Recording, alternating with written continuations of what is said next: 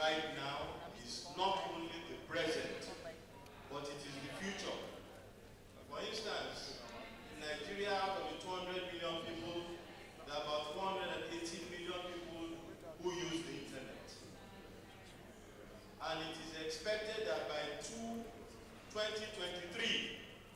we are going to have a statistics of about 180 something million people using the internet. So, whether we like it or not, social media is influencing us. And it is not just influencing our lives, it is also influencing the way we practice. And several jurisdictions have recognized the influence, the ubiquitous influence of social media on the way we practice. And they have come up with their own guidelines. For instance, the International Bar Association has guidelines. The ABA has guidelines. The Law and Individual Rights Committee has assembled a star panel to enable us dissect and discuss social media, its culture, liability, and professional ethics. Because whether we like it or not, we have to be careful about how we use social media. Social media has promises, so it also has perils.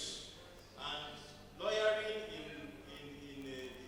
the digital age is rife with different minefields, and I'm sure none of us wants to face disciplinary action on account of the use of social media.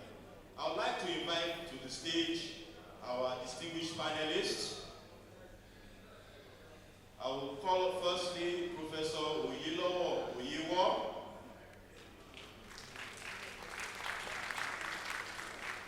Chioma Agwebo and Adedumade Onibogun.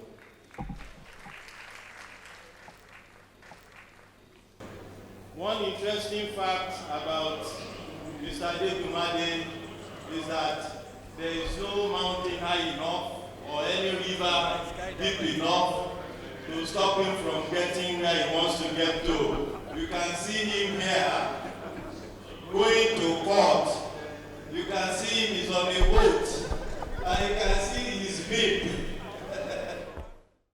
From birth to death, some of us might have come across people who are giving birth, and they film the entire process, nothing left out, and they put it online. Why? They're sharing. And then this was actually the line in state for Fela Anikulapo Kuti in 1997. There was over 1 million people who came to his line in state and then to the Wakekeep. But imagine if that happened today. You would see more phones than you'd see people, right?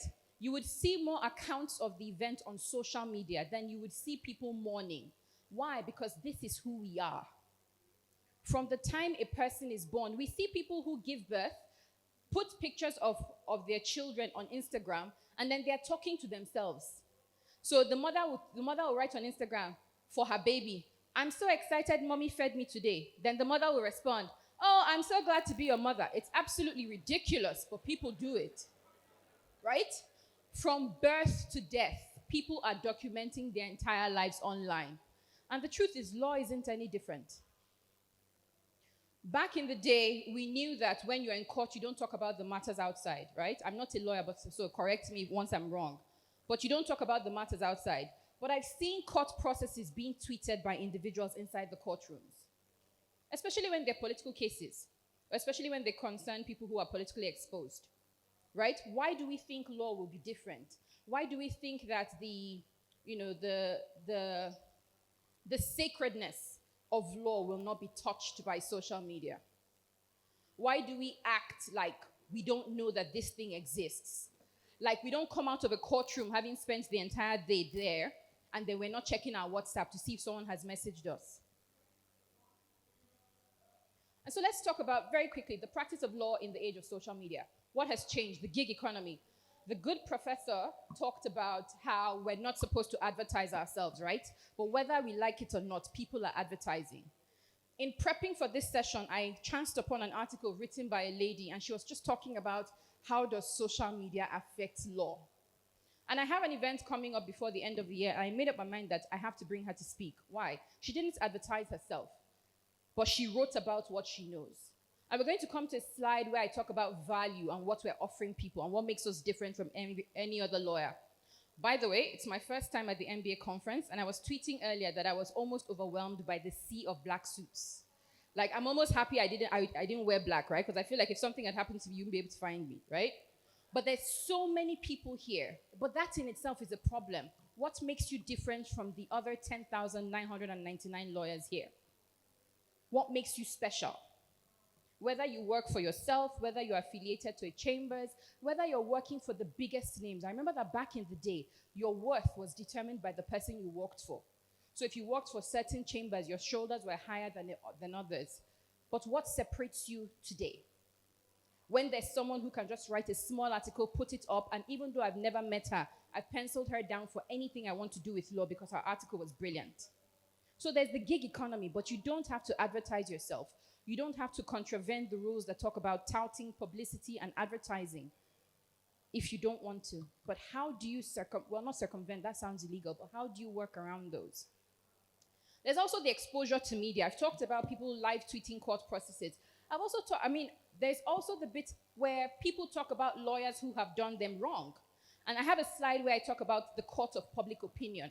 Because sometimes regular citizens just feel like the legal processes don't serve them well. And so people get judged on Twitter. There's an entire conversation around rape, around sexual violence, etc. And people are extracting justice on social media because they feel like the courts are not giving them justice. So whether we like it or not, we are online, for good or for bad. The other thing is social activism, which is a nice segue from the previous point, because it just talks about the fact that people are specializing, just like doctors, in several aspects of the law, but they're not only specializing, they're talking about it. I have lawyer friends now who focus on financial law. And so one of them is in the audience today, Yewande, and anytime somebody comes to me with an idea, come and put your money here, I run to her. Does this contravene any law? Is this a place I'm going to put my money into, and then, the more I look, the less I will see? I know people who now focus on law that concerns women who have been abused, women who have gotten into one, spot of trouble or the other. These are actual specialties that people have that set them apart. And the next one is unionism. I remember that the last, I think whether it's this one or the one just before it, the NBA had, the learned people now have electronic voting. And I remember that during the last election, people were tweeting about some irregularities during the vote. And I know quite a few people who, on the basis of the conversations online, are not active members of the NBA. Because there was a lot of, call it opprobrium with the irregularities during the NBA, electoral process. So even our unionism, which was once a haloed, quiet, nobody knows what lawyers are saying because the words are so big, people are now breaking them down. And so the onus is on us to open ourselves up in a way that becomes valuable to people. Open questions. So just going to run through these because I don't have too much time and I want to focus on value. Intellectual property, who owns what, individuals or platforms? I've seen a lot of conversations, many of us might remember the Linda Ikeji issue where, it still happens, where she takes people's tweets, puts them on her site, and then she gets paid advertising money, but you're using other people's property. I'm waiting to see someone write about it because as a regular citizen, I don't know what my right is as far as that's concerned. I know what happens in the US, I know what happens in the UK, I know how to get redress if that's done to me there, but what applies here, my dear learned fellows? The other thing is professional conduct, right? So social media pages as sources of information. I read a really interesting article about how even though you're supposed to keep your client's information private, you see a lot of people tweeting about this client said, that client said, and by the time they're done, you can actually piece together the information and know who they're talking about. So maybe this is a call for NBA to think about education of the bar. in the age of social media. What's right, what's wrong? As we all know, the law was made for man, right? And not man made for the law. The final thing is data privacy, and it's, it touches on what I'd mentioned before, invasion versus storytelling. I won't touch on the libel and defamation and slander so heavily, again, because I'm not a lawyer, but we know the issue in Kaduna where the young man was charged for something that should have been a civil case. It was made a criminal case. And so instead of getting a lighter sentence, he was given something that's absolutely ridiculous. Again, what are we saying about it? Of course, it's a lawyer on the side of the Kaduna State government, right, that did most of the work behind that. But what are other lawyers saying? How are we merging academia with real life? How are we taking these instances, especially since they're new, and turning them into things that other people can learn from? How to thrive. How many of us know this guy? Don't say you know him, right? You don't know if there are FBI guys here, but do you know of him? Yes? One of the first things I heard about this case was the fact that I could read the affidavit sworn by the FBI agent online. As soon as we saw his picture, we saw the ensuing affidavit. Now, with the Nigeria 80 folks as well, you could see the grand indictment, right? And so let's talk about how do we thrive. Digitize, court filings, proceedings of courts. When I studied my first degree, I took a course called typewriting. So like, the typewriter, right? That was actually a course. But that's not a course anymore. So why are we still handwriting judgments? And so we stop when the judge is tired. Because he'll be tired. He's a human being. Right? Why aren't we digitizing court filings and proceedings of the courts? Why isn't this data publicly searchable? Obviously, the bits of it that should be publicly searchable, right? Again, I'm not a lawyer. But in conversations with lawyers and really senior lawyers, there are bits of this that can be public, that form public knowledge. Why aren't they available? Provide value, and this is the biggest part of my presentation today. I've talked about opening up ourselves. I've talked about opening up the things that we do. I've talked about opening up knowledge. One of the biggest things people have issues with in Nigeria today is access to justice. I've been in touch with I'm working with a number of organizations on how women can protect themselves. And one of the questions I asked, for instance, NAPTIP, was I said, if I'm walking across the road today and someone slaps me just for no reason, what do I do? Or if a woman is walking across the road and she gets raped, what does she do?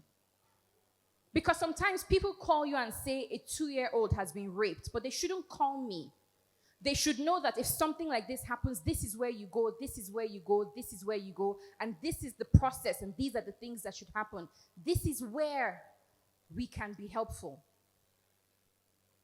What are the processes? How do these things work? Where do we come in? Where does our knowledge stop? Where else can they go for help? How are we providing value? What are the potential or what are the possible applications of the law? The other thing I want to talk about with value is relevance. How are we staying relevant with the issues that are currently going on? So we know that after elections, we have an entire election tribunal season. What can we do? And I'm speaking to us now as individuals because you have to think about yourself and how you separate yourself from the thousands of other lawyers in this vicinity today. And then my final point, offline, there's kind of like a marriage between online and offline today. And so how do we ensure that our online activities don't bring us offline shame? More importantly, how do we open ourselves up, both online and offline? And the first thing is to train our staff. So do we have a social media policy? Is our ethics booklet? Are there ways that it can change? Are there ways that it can be updated to reflect current realities?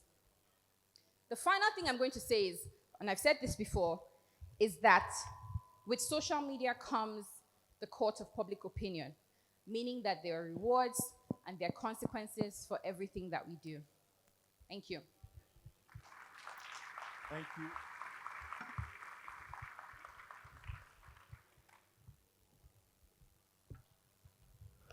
Can we please give Chioma another round of applause? You can see the way she approached the topic. She holds a master's degree in social media. Our next speaker is Adedumade Onibokun. He's a legal practitioner. I introduced him earlier.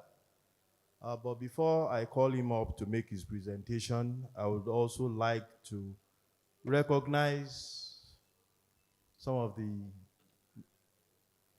distinguished members of the bar in the audience. I'd like to recognize Professor N.A. Inegbedion, Dean Faculty of Law, University of Benin.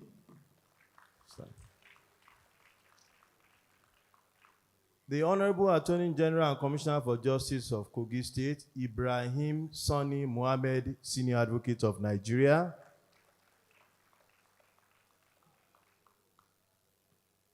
Mrs. Elizabeth Max Uba, Secretary, Council of Legal Education. And my dear brother and friend, Aham Ejelam, Senior Advocate of Nigeria. Adedumade is going to talk to us and focus essentially on the top uses of social media for lawyers and law firms. He's going to give us examples,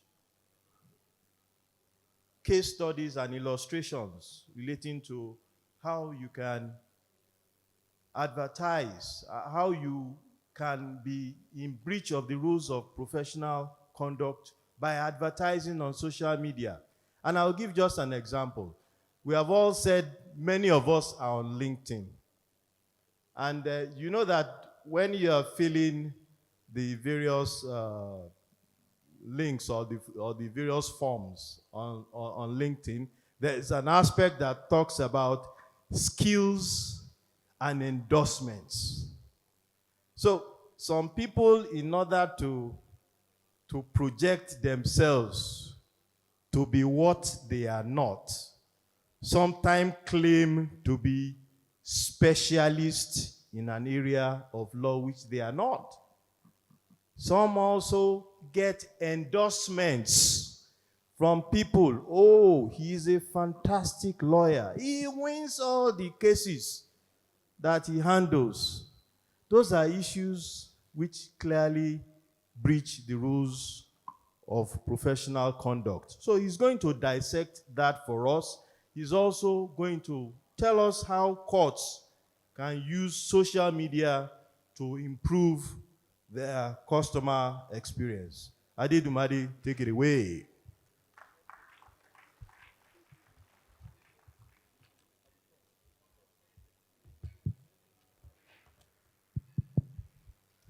Good afternoon, everyone. Kindly allow me to stand on existing protocol, but I just have to mention, because I have many fathers, mothers, mentors, brothers and sisters that are in this room. It's an honor to be here before you. I also thank the NBA for giving me an opportunity to speak on this subject. I also like to thank the Leonard Silk, the Honorable AG, and of course, Chioma, for doing an amazing job to the topic so far. So since a lot of the work has been done, I am just going to focus on some simpler things. First of all, I'd like to tell you how I came across social media in the first place. And this stems from what Chioma was just saying about value. So sometimes in 2011, I was into advocacy with this friend of mine. But we realized that there was a problem somewhere because we're advocating for Nigerians and it seemed like they didn't get it. And the reason why they didn't get it was because they did not know the law like we did, because we had been trained as lawyers. So I set out to educate people on the law as a way of my own form of adding value and advocacy. So I started the Legal Niger blog. After starting the blog, we had to share because our aim was to educate people So we had to find a way to push our articles in front of them and push what we're saying into their faces. And social media happened to be a wonderful way in which we're able to do that. So currently we have social media pages on Instagram, Facebook, and Twitter. We are currently streaming this program live, and we've been doing that, our advocacy, for about 6 to 8 years now.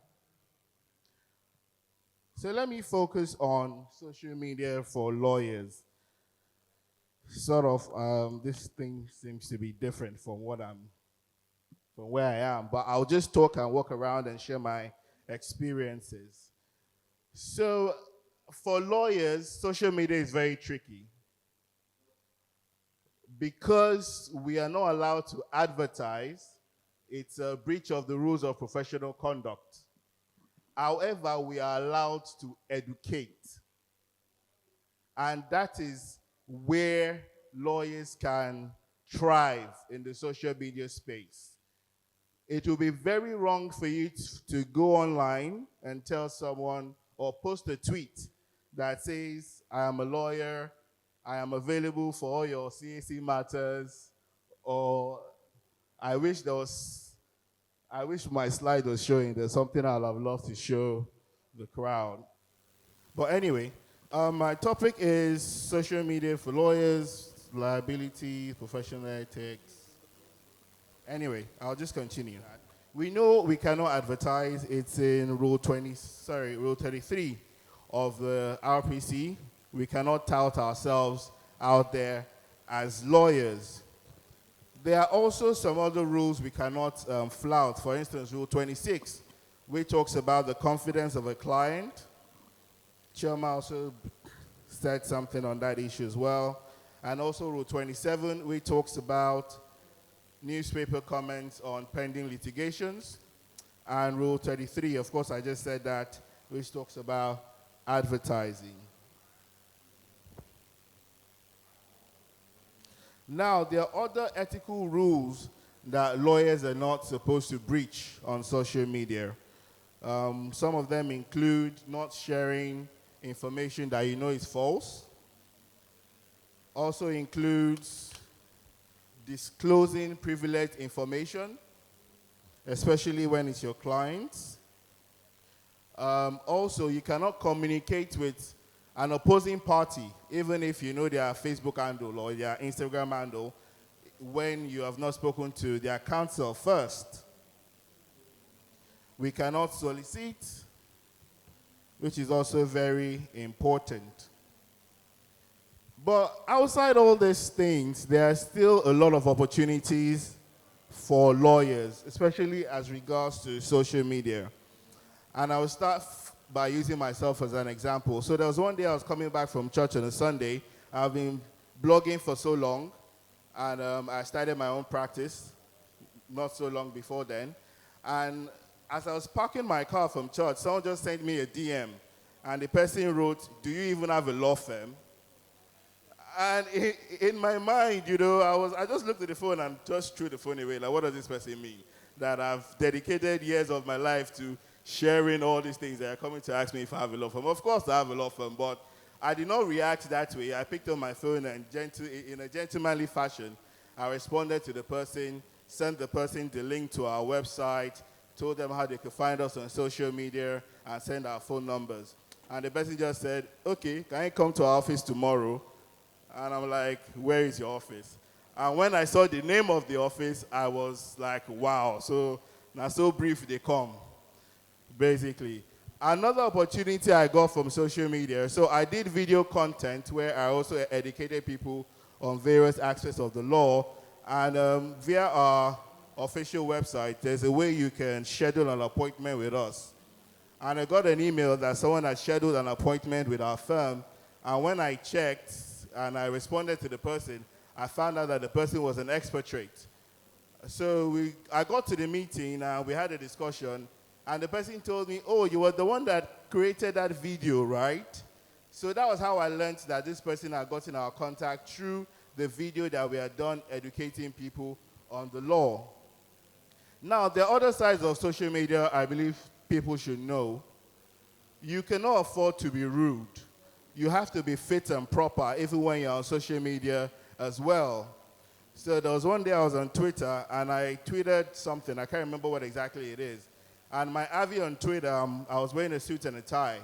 And someone just responded to me and said, all these people where they wear suits, then they're very stupid. And it really hurt. But as a lawyer, I could not respond and abuse the person as well because I knew that it would be ungentlemanly on me. I may not be seen as being fit and proper. So I responded to the person and said, but bros, that suit is expensive also. That stupid way they talk now, expensive, stupid. The person now tweeted back at me and abused me some more.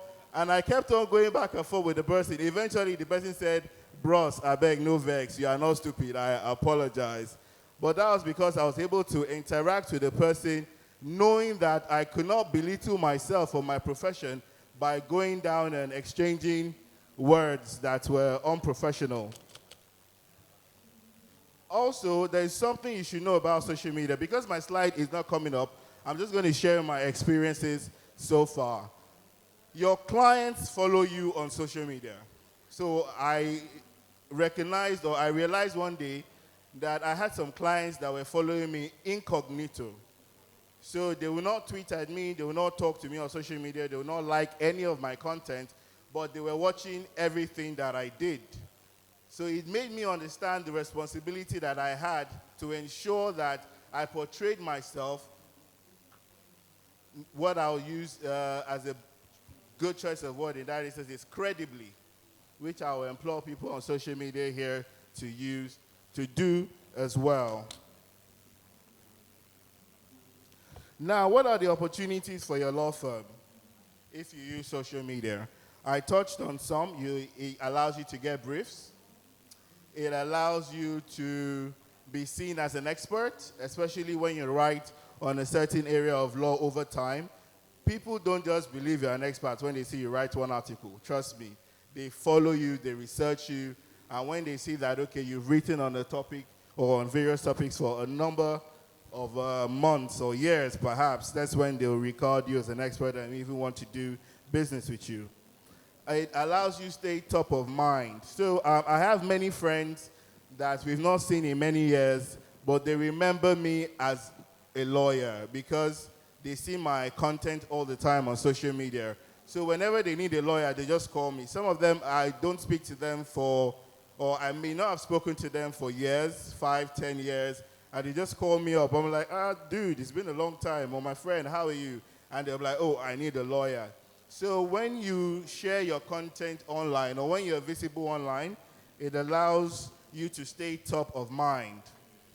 It also allows you to make your business go viral. There are a lot of law firms that are using social media very well. I would like to mention just one of them, which I really admire their use of social media, which is Alex. So I appreciate the way they use social media. I appreciate the way they use it to share their content and also how they use it to brand themselves. I was going to end this presentation with a picture, which will have been very instructive, but I'll read out the content to you. So there's this person on Twitter that wrote this. Hi, my name is Obina, a legal practitioner.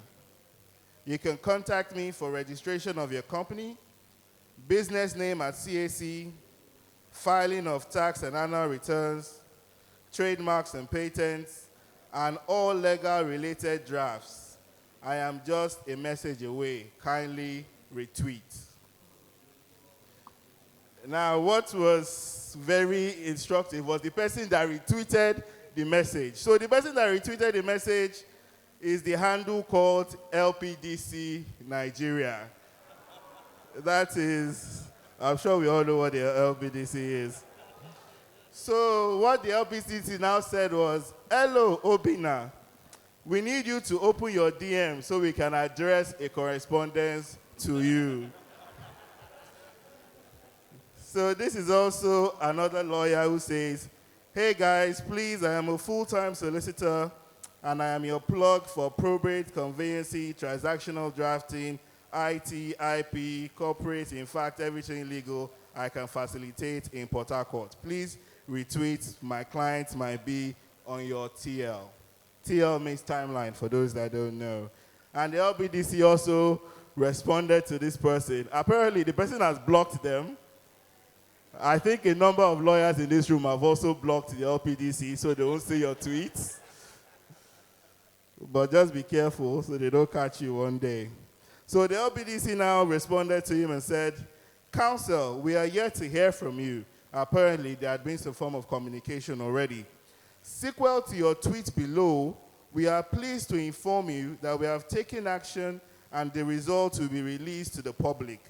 Take further notice that you have a right of reply to the correspondence sent to your address." That just shows us that though some of us are flouting the law, many of us know the right things to do as regards to social media. On a final note, I would just like to remind you of one thing that Chioma said that was very instructive, which is value. Social media has boundless opportunities for lawyers and for law firms, but it depends on how you use it. If you're careless with the way you handle it, then you might not be happy with the results that you get. But if you are able to catalog your brand very well, and you are able to show people what you have in a, should I say, prim and proper way, then there are boundless financial opportunities for your firm. There are boundless briefs that can come your way, and there's so much opportunity. And lastly, I'm going to leave you with one last quote. Please be careful what you write on social media so that LPDC will not address a correspondence to you. Thank you very much. Can we please give Adedumade another round of applause? Despite the fact that his presentation did not come up, he was still able to deliver. I took something away from what Chioma as well as Adedumade said, and it is that what you cannot do offline, you cannot do it online. For instance, if you cannot talk about a case, ongoing case, you cannot make an extrajudicial statement about an ongoing case in a manner that will prejudice or interfere with the fair trial of the case, either to the newspapers or to the television or to the radio, you equally cannot do it online. So it's important for us to always have that at the back of our mind.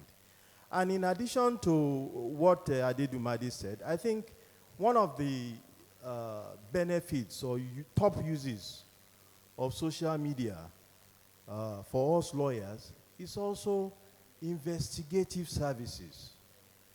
Some of you will remember, I think, Evans the kidnapper. You remember the pictures we saw about his possessions, his properties. You know, those pictures were discovered on Facebook. You understand? And I'll give you a true life example. Sometime last year, I offered to give evidence for the Australian police. The Australian government was prosecuting an Indian who had defaulted in tax. He was working in Nigeria for some time. He had defaulted in tax, so they wanted an expert or a lawyer to give evidence about company law in Nigeria and some aspects of taxation. So Australia is like 12 hours away.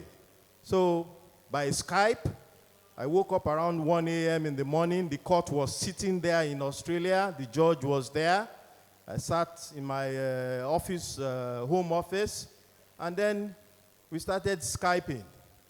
And the prosecution, the Crown, led me in evidence.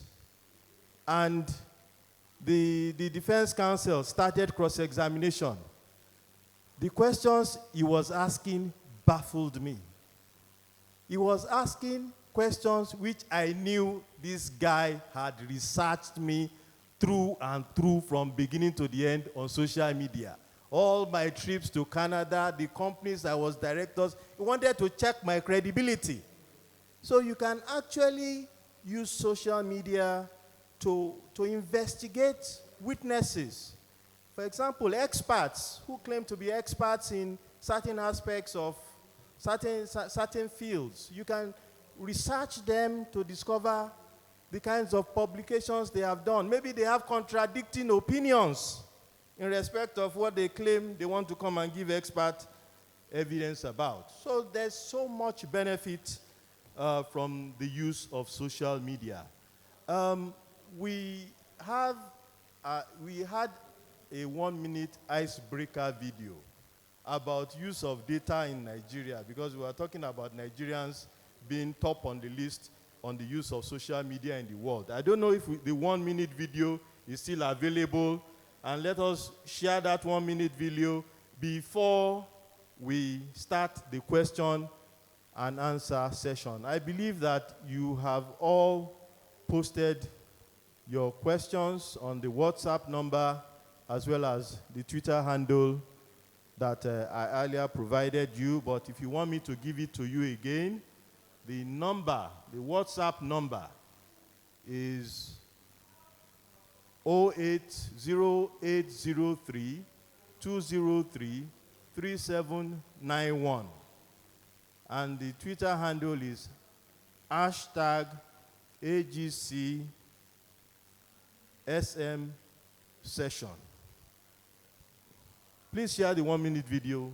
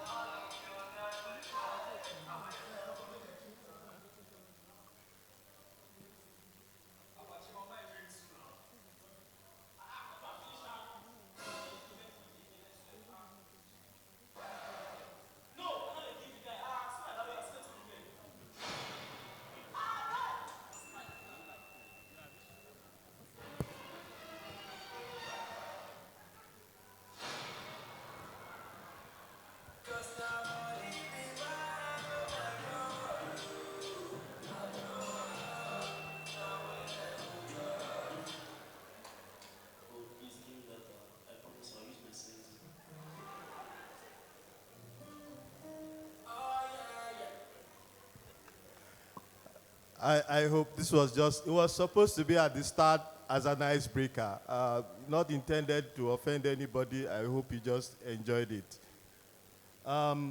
We have some questions on the social media platforms. The first question is directed to Prof. Oyewo. As an admin, as an admin to many fora, can I be vicariously liable for the inflammatory posts sent to the numerous members of my fora?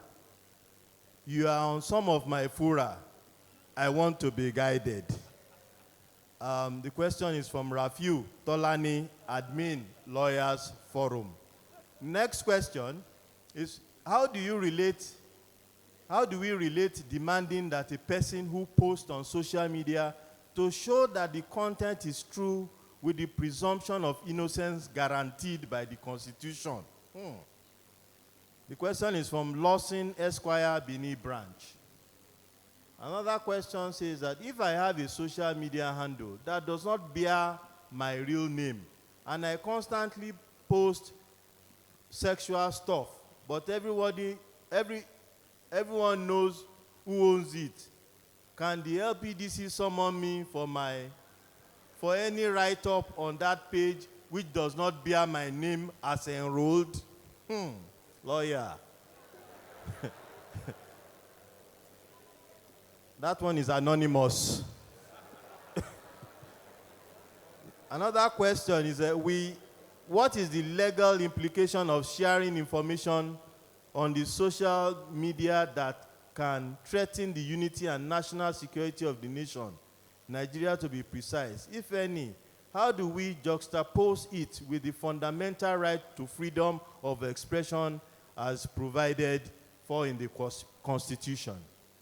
And the last question I have is, I am Amaka Ezeno from MBA Aqua branch. I know that when you post an information to a group, it is impossible after some days to delete same for everybody in the group apart from yours. So what do you do to avoid liability if you discover that the information to be false? So I'll now ask my panelists. I'll start with Prof to give their answers to the question. Thank you very much. Tolani gave his name, and I know the platform that we share is a very good administrator. He has codes of, norms and all that for everybody. If you post anything that he believes he will be in violation of the rules, he's very quick to delete it. And he gives yellow card. Of course, when the yellow card is repeated, you are red and you are sent off the platform. So Tolani, keep it up. Manage your platforms very well. But it's very clear that we can expose ourselves to liability by, blogging and all that. And this is also related to the question about our constitutional rights. We remember the Shorek revolution. There was somebody that was circulating the revolution thing, and he has been charged to court for, spreading the idea of revolution. And these are issues that our court will have to balance. If somebody spreading information to the public that there is a call for revolution, does that amount to, is it fake news or hate speech or what? I don't know what they are going to charge him, but they've charged him under the penal code, I believe. So the danger is that you always have these old laws, penal code, criminal code. They will find one thing there that they'll bring before you. And I think basically there must be a balance because things to do with that has to do with speech in the public domain. And these are the speeches that, the kind of speech that the Constitution protects. Because the Constitution, if you look at the concept of free speech, we must protect the speech we love to hear as much as the one we hate to listen to in order for us to make progress. Because in the absence of dialogue, we leave the people with no other choice than to resort to, violence. And I think it's better that we regulate the use of speech. If speech doesn't, the issue of revolution, does it put the government in any threat that there's going to be a revolution? The answer is probably not. Because since Shorek called the revolution, has there been any revolution? So basically, these are imagined areas that the judiciary has to, Then with respect to lawyers using, as you have said, it's important that the MBA help lawyers in setting new rules that takes care of the areas in which we use these facilities and guide us. And because RPC as it is will not meet the standards that is supposed to be set to guide lawyers. And these are some of the things that are challenges in the era of social media. Thank you. 1 minute response. Ade Dumadi and Chioma, you each have 1 minute. Our time is up for this session, please. All right, so I'm just going to try and take everything at once and start by number one. Where your right for freedom of expression stops is where mine starts. So you can decide to say anything you want to say, just ensure that you do not breach the rights of the next man or that you do not break the law. Someone asked a question as regards to sharing things that target Nigeria's unity. You understand that that might be seen as treasonable, so you'll be advised not to do that. Also, another lawyer mentioned how you can write something but you don't have your name on it, but people know it's your account. Now, you know that as lawyers, we have a duty not to put our profession to disrepute. So how how will you observe or how will you interpret your actions if you're talking about obscene things all the time and you're a lawyer and people know you're a lawyer and people see what you post? How would they interpret your actions in light of you being a minister in the temple of justice? Lastly, with regards to being liable for something someone else's post, the truth is you cannot put everyone to test and say you have to confirm to me or sign a form that what you're saying is true before you're allowed to post it on my group or in any other group. You just have to ensure that you yourself do not break any laws. And if you're in charge of a WhatsApp group like many people here are, we heard when an instance was made about the person that asked the question that said that there are rules that he puts in the group to ensure that people behave in a, shall I say, careful manner. So let's just all be careful with what we write. Let's just ensure that we don't break any laws and ensure that we are prim and proper always. Thank you. 1 minute, please. My response just focuses on the question around information that is false. Now, people make mistakes, right? Everybody makes mistakes. Sometimes you get information, you think it's true, you put it out, and then you find out that it's false. The simple way to avoid things like that is to check and check and check again. Most times you see news from Premium Times. Other times you can see news from Premium Opinion. So just be sure of the source of the information that you're trying to share. And in the event that you've shared something that turns out not to be true, please go back and apologize wherever it is that you have shared it, and then make restitution by putting a link to the correct information, so that it's actually clear that you are aware that you have done something wrong and you're trying to make it right. The other thing is that I talked about the marriage between online and offline, and this is to the person who asked the question about if you will be traced. One really interesting thing about social media now is you can match a number of things to find a person. So where have you logged in from, right? So this is your IP address. Also, how can you piece together the bits of a person's life? Again, if you look at the Nigeria 80 investigation by the FBI, you'll find out that a lot of them were traced using their social media, using their nicknames online. So your name might be Chioma. Online you are called, you're called Chikwe or something. But if people are out to investigate something that you have done, they will match both you, your nickname, or your aliases. So please, let's be very mindful of that. The third thing is still talking about the way we present online. I'm not sure a number of us remember, but there was a footballer. I don't follow football, so I don't remember the exact incident. But there's a footballer who died on the pitch, and he was comatose for a while, and then he woke up as a black man. Now, in England at the time, there were some white boys using their social media profiles to hurl racist slurs at the guy. They were found using their fake social media profiles. They were charged to court. They were sentenced to jail. Just to say again that your online profiles can be matched to your offline persona, and if you've done something wrong, then punishment can be meted out. The final thing is the social responsibility theory of the media, which just says that a society will self-correct. So even though regulation against social media and potential legislation against social media will continue to fail in this country, amen. What will continue to happen is the fact that the society will fish out people that tell the truth, people that incite others, and they will self-regulate by ostracizing those people. Thank you. Thank you very much. Ladies and gentlemen, I would very much like if you can appreciate the panelists by giving them a round of applause.